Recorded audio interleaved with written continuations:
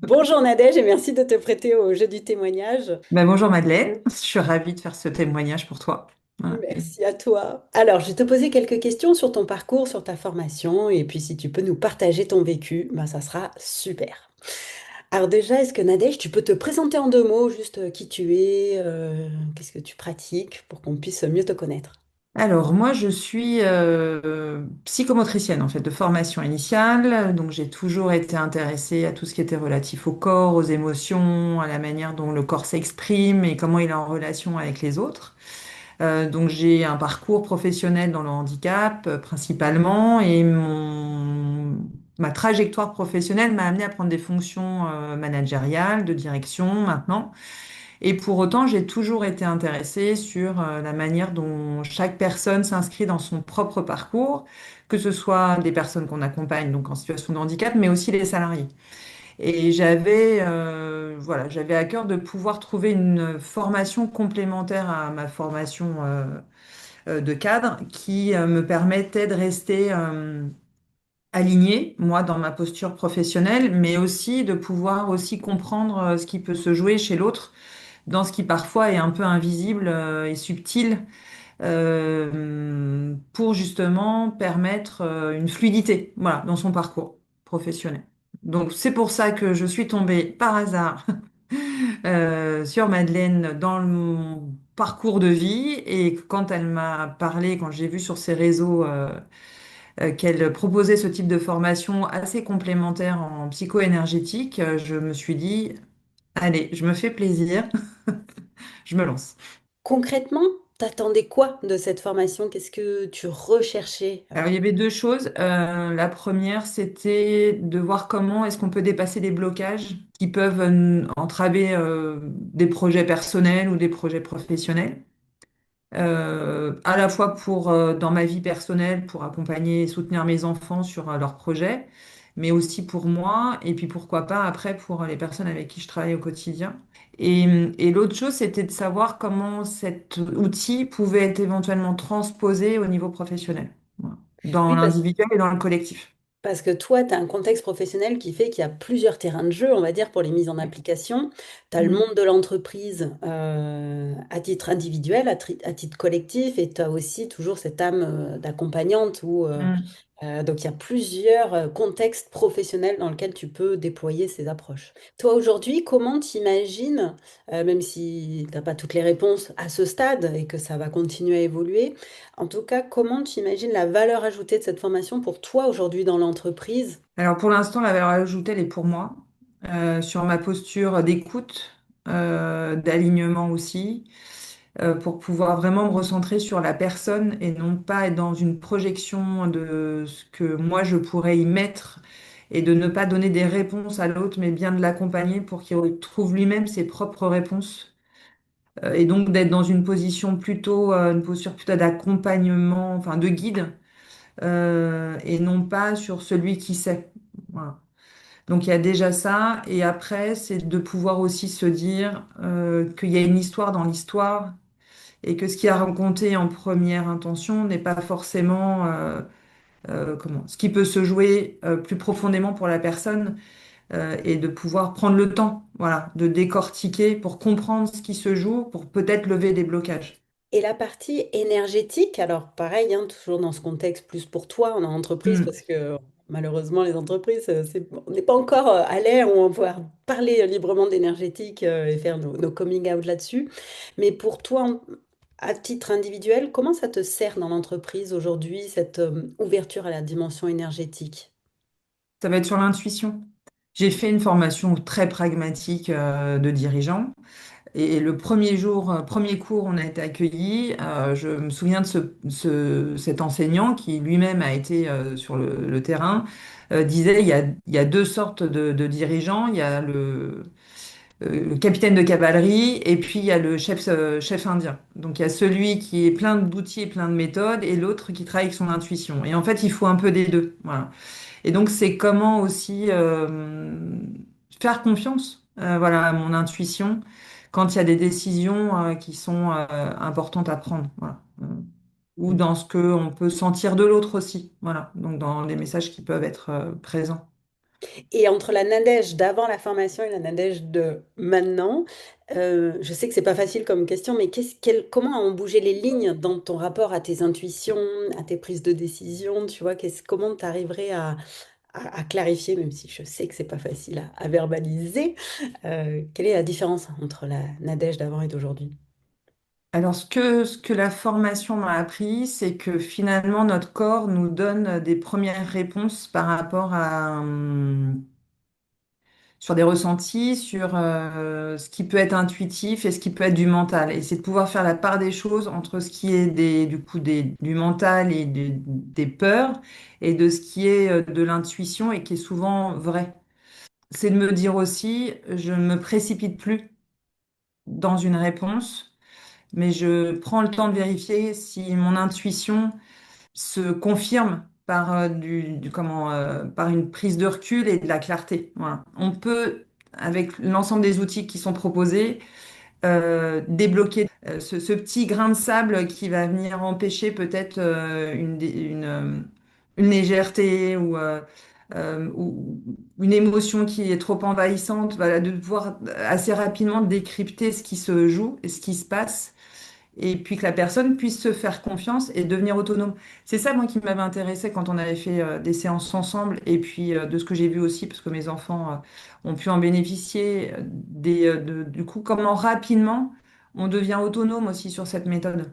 L'idée vraiment derrière, c'est on n'est pas dépendant de la personne qui nous accompagne, mais la personne vient nous aider à être autonome. Et ça, je trouve ça vraiment, c'est un vrai plus. Est-ce que tu peux nous partager comment tu as vécu la formation, puisque souvent on rentre dans ces formations avec des doutes, des craintes, des complexes de l'imposteur, tout ce qui va avec. Est-ce que tu as eu ça avant et comment tu l'as vécu ensuite la formation? Alors, des doutes, non, parce que j'étais en confiance. Les craintes, c'était plutôt qui va y avoir dans le groupe. Est-ce que ça va matcher? Est-ce qu'il va y avoir une alchimie entre nous? Et puis finalement, les conditions que tu as mis en place de sécurité, de confidentialité, de bienveillance, de légèreté aussi, ont fait que bah, je pense que ça a pris vraiment tout de suite. Et puis il y a beaucoup de petits ateliers, donc on se met tout de suite en pratique. Donc ça reste pas théorique très longtemps. On se met tout de suite assez rapidement au travail, donc ça prend forme. Et puis il y a tous ces temps d'intercession aussi. On a le temps de reprendre les choses entre nous. Et puis voilà, il y a les accès au replay. Et la visio n'est vraiment pas un frein. Moi, je trouve, on pourrait se dire, ah ben, c'est mieux en présentiel, et finalement, même en visio, ça se fait facilement, je trouve. Ouais, il y a de la souplesse dans le cadre. Ouais. Et est-ce qu'il y a eu un moment fort qui t'a marqué pendant la formation? J'ai été accidentée quasiment au début de la formation. Et je me suis dit, mais comment n'étant pas comment complètement mobile au niveau d'un de mes bras, je vais pouvoir être agile pour pouvoir faire les choses qui étaient demandées dans les exercices, puisqu'il y a des exercices qui demandent à ce que les deux mains voilà, soient mobilisées dans les rondes. Et puis finalement, eh ben, ça m'a permis de voir que d'expérimenter moi-même que même si on ne fait pas le mouvement avec les mains dans les rondes, eh ben, dans le fait d'y mettre l'intention et la visualisation, bah, c'est possible. Ouais. Est-ce qu'hormis ça, est-ce qu'il y a soit une anecdote ou quelque chose qui t'a surpris dans la méthode ou bon, tu as plus ou moins déjà donné des éléments, mais j'ai envie d'aller te pousser un peu plus loin, voilà, sur qu'est-ce qui aurait pu te surprendre dans la Alors méthode. moi, c'est le test musculaire. Comme on est en interaction tout le temps avec le client et qu'on évalue soi-même sans énoncer ce qu'on évalue, eh ben, ça se vérifie. Et ça, pour moi, c'est assez déroutant. Non pas que c'est une science exacte, mais en tout cas, puisse aussi souvent être rejoindre ce que la personne peut, elle, ressentir et nommer. Comment tu verbaliserais ce qui a changé pour toi depuis la formation ou les Je me bénéfices que tu sens en as plus retenus? sereine. Pardon, Ouais, je me excuse-moi, je t'ai sens plus coupé, vas-y. sereine. Il y a des outils simples comme le nœud de Cook. Cook, qui pour moi et maintenant fait partie de mon quotidien. Ça permet vraiment, quand il y a des moments un peu un peu clé, ou même de manière anodine, de pouvoir vite refaire, et mon corps maintenant enregistré, donc très rapidement, en fait, ça me permet de me recentrer et m'aligner. Ouais, plus en paix, je crois. Quelque chose, ça m'a vraiment servi, et ça me sert aujourd'hui, ouais, pour moi, et pour mes enfants aussi, je pense. Ouais. Ouais, donc plus d'alignement, plus de paix, plus d'écoute interne et externe. Ouais. Ok, ok, ça marche. Ouais, et ça me donne vraiment envie d'aller, de retourner un peu, comprendre ce qui se joue au travers des émotions aussi, dans la manière dont elles s'expriment et ce qu'il y a derrière. Voilà. Oui, comme tu disais, quand c'est face à un collaborateur ou face à toi-même, aller comprendre ce qui se joue sous la surface pour Mm, comprendre vraiment en profondeur ce qui est en train mm, de se passer, quoi, et l'émotion. Ok. mm. À qui est-ce que tu recommanderais cette formation?